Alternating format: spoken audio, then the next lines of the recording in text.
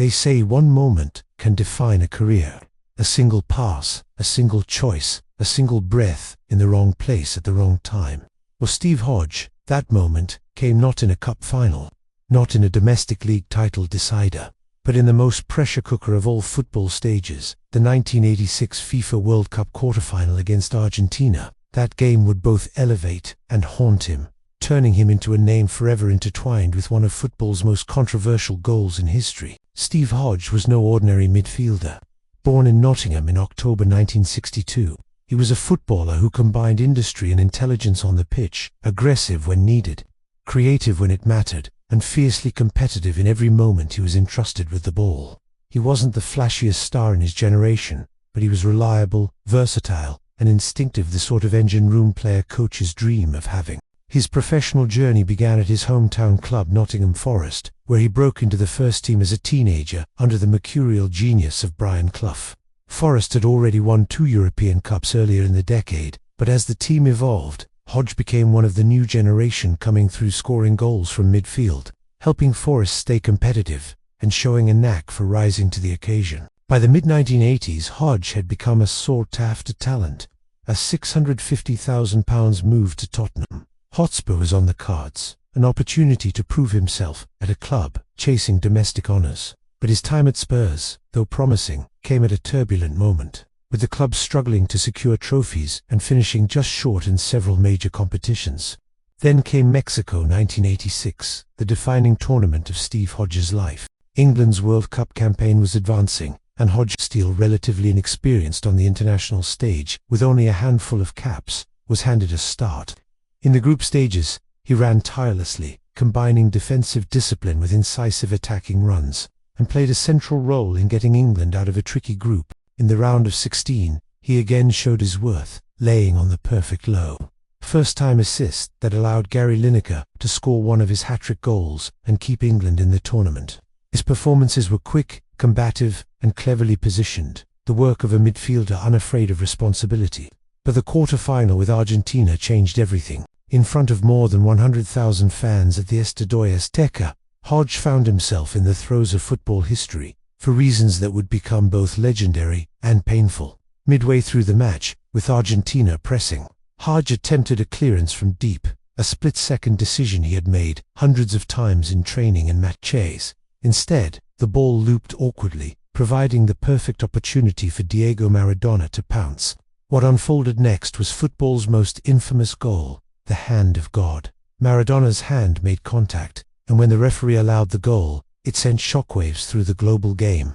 4 minutes later, Maradona would follow that controversy with what many considered the greatest goal ever scored, a mazy, unstoppable solo run that ripped through the England defence.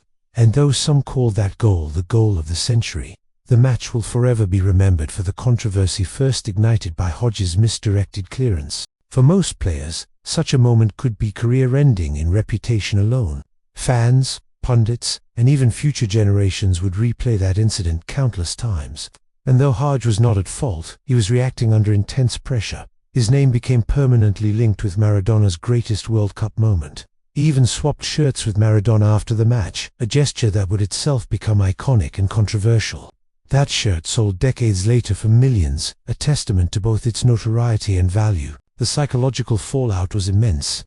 Some fans still associate Steve Hodge first and foremost with that moment, overlooking the all-around midfielder he was, and the contributions he made to every club he represented. Yet Steve never ran from it. He embraced it, even titling his autobiography in reference to the shirt itself, a bold reclamation of a moment that defined him in the public eye.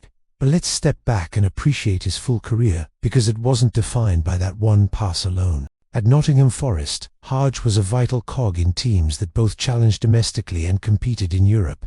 He was Player of the Year in 1983, a testament to his consistency and importance to the club's strategy. After Spurs, he returned to Forest at Clough's insistence, a move that reignited his career and brought trophies.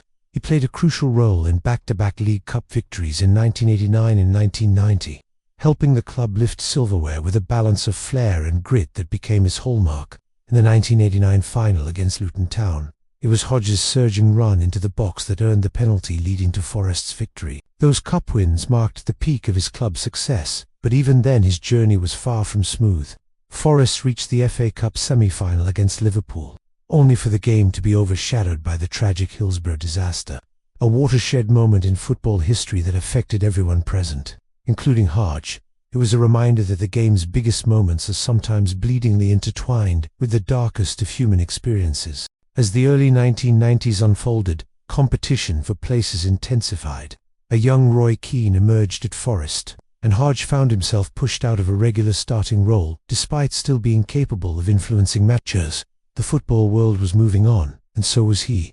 A transfer to Leeds United followed, where he tasted league success, part of the squad that lifted the English Championship in 1992, though his individual impact was somewhat overshadowed by bigger names in the side. Later spells at Queen's Park, Rangers and Watford, and even a stint abroad in Hong Kong, signalled the winding down of his playing days. But Hodge never faded quietly. He brought leadership, professionalism, and a deep love for the game to every dressing room he entered, earning respect from teammates, opponents, and fans alike. Off the field, Hodge's transition was similarly complex.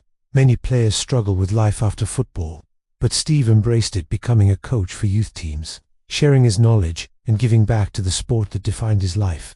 He also ventured into punditry, speaking candidly about the highs and lows of his career, and always doing so with the honesty that defined his style as a player. And then there's the shirt, the most controversial jersey in football history. The item worn by Maradona in that 1986 match, which Hodge kept for decades before its record-breaking auction sale, became more than a collector's item. To some, it was a symbol of heartbreak. To others, it was the physical reminder that football forever intersects with culture, politics, and memory. But beyond the shirt and the controversy lies a legacy far richer, a midfielder who played nearly 20 years at the top level, won trophies, donned the England shirt with pride, and never shied away from taking on the toughest moments of his career. Football is built on moments, some of brilliance, some of pain. Steve Hodge experienced both in equal measure, but where lesser men might have crumbled under the weight of infamy, he stood tall. He reclaimed his narrative, shared his story, and emerged not just as a footnote in history, but as a character who understood that legacy isn't written by a single moment, but by how you respond to it. In the end, Steve Hodge didn't let one controversial past define him. He turned it into a chapter of a remarkable life, and in doing so reminded football fans everywhere that our biggest mistakes can become the stories that teach us resilience, complexity, and humanity.